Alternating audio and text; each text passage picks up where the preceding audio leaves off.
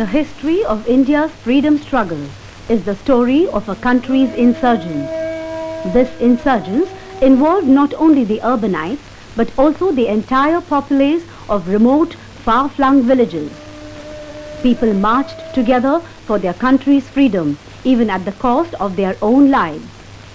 Many of them faded away as unknown freedom fighters, but there were some who, in their own lifetime, achieved eternal eminence.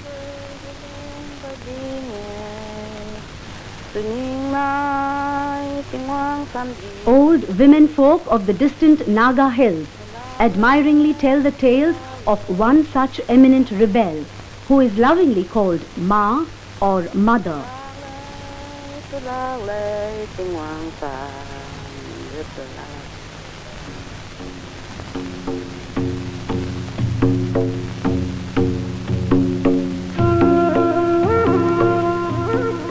Gaidanlu was born on 26 January 1915 in Rangmi, a Naga village of Nangao, region of Manipur West District. At the tender age of 13, she joined Jadonang, a revolutionary who was engaged in driving away the British from Manipur. Jadonang was arrested and hanged on 29 August 1931 in Impal.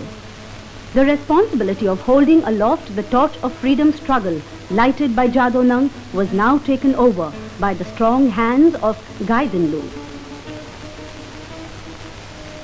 After the execution of Jadonang, the present Manipur West, southern Nagaland and the northern hilly region of Assam rose in revolt. The British took to the suppression of innocent villagers. Collective fines were imposed on the disturbed villages.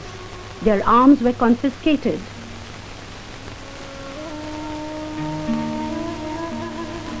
Jadonang had since long known about Gandhiji and his freedom movement. But it was Gaidanlu who popularized the name of the father of the nation. She told her followers about the Congress movement under Gandhiji's leadership. Gaidanlu told them that they are a free people. They should not accept British domination. We will not give them house tax, she declared, nor shall we obey the repressive rules of bonded labor, nor pay the compulsory cartage tax.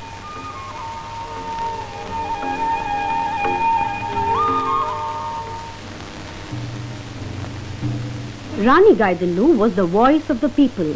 The masses worshipped her as a goddess, a prophet who would free them from the sufferings of slavery. It was a well-organized people's revolt.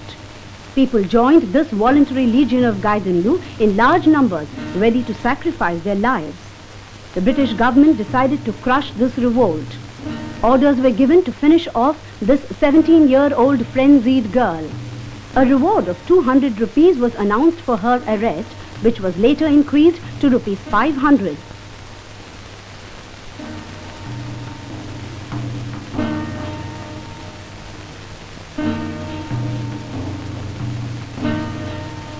At this spot in March 1932, Rani had attacked the Hangram post of Assam Rifles. In October the same year, Gaidanlu started the construction of a grand wooden fort in Polomi village. Acting on a tip-off, Captain MacDonald swooped down upon the incomplete fort in the early hours of 17th October 1932. Gaidanlu was arrested. Political agent Mr. Higgins sentenced her to life imprisonment. Gaidanlu passed 14 years of her life in Guwahati, Shillong, Aizawl and Tura jails. Pandit Nehru learnt about Gaidanlu when he came to tour Assam. He called her Naga Rani. The title stuck, and from there on she was called Rani. In 1947, India won her freedom from foreign rule, and with that Rani Gaidanlu won her freedom from Tura jail.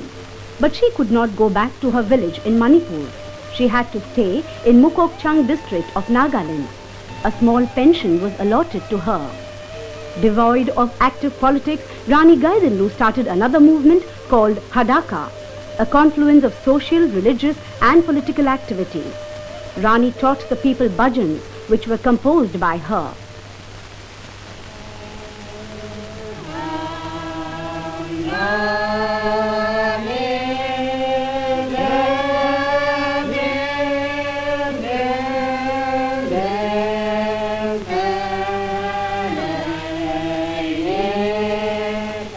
She wanted that Naga culture with its traditions should remain protected. She did not like any outside religion. Her religion was Hadaka, which means free from impurities.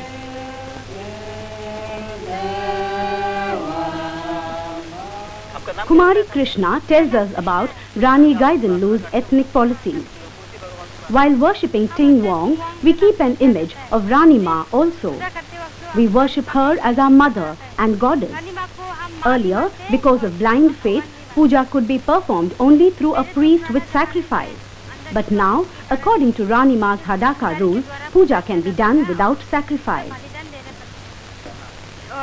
अभी का इसमें हरका का नियम जब आ गया रानी माँ के दौरान बिना बलिदान के पूजा कर सकते हैं.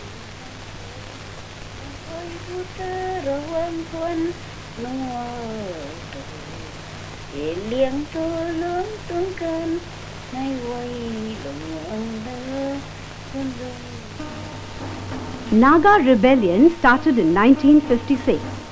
The underground Nagas started attacking Rani. Gaidanlu and her followers in 1960, Rani along with her followers went underground. She raised her own army of 1,000 soldiers and 500 rifles. Their aim was self-defense and protection of their religion. She proposed the establishment of a separate Jallianrong administrative division which should include Manipur, Nagaland and Assam's Jemi Liangmi and Rogmi Nagar areas.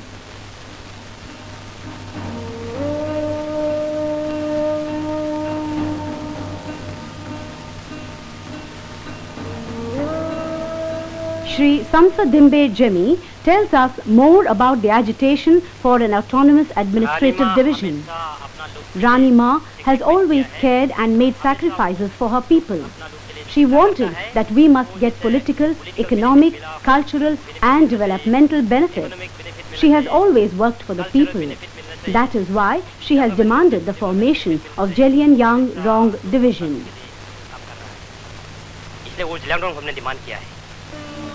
Gaidanlu was a genuine nationalist.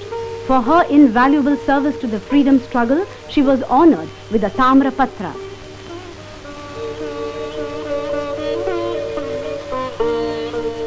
Special postal stamps were issued in Gaidanlu's memory.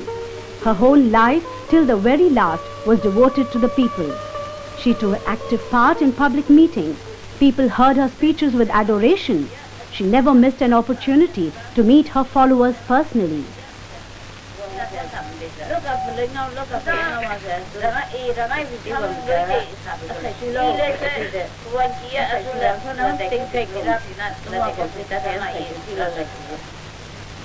One of her intimate colleagues and personal secretary, Shri Ramkui Jemi, says, Gaidanlu means messenger of glad tidings. They consider her their mother, and she loved them all as her sons and daughters. People from different walks of life come to her and she welcomes them all. Rani Ma possesses extraordinary power.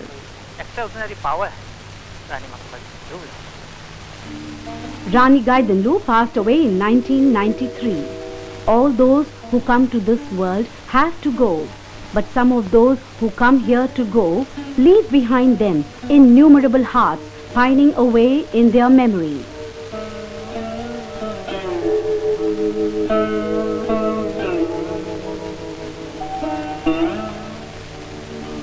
Rani Gaidanlu continues to live in the hearts of her admirers. Her name is alive. Her noble deeds live on.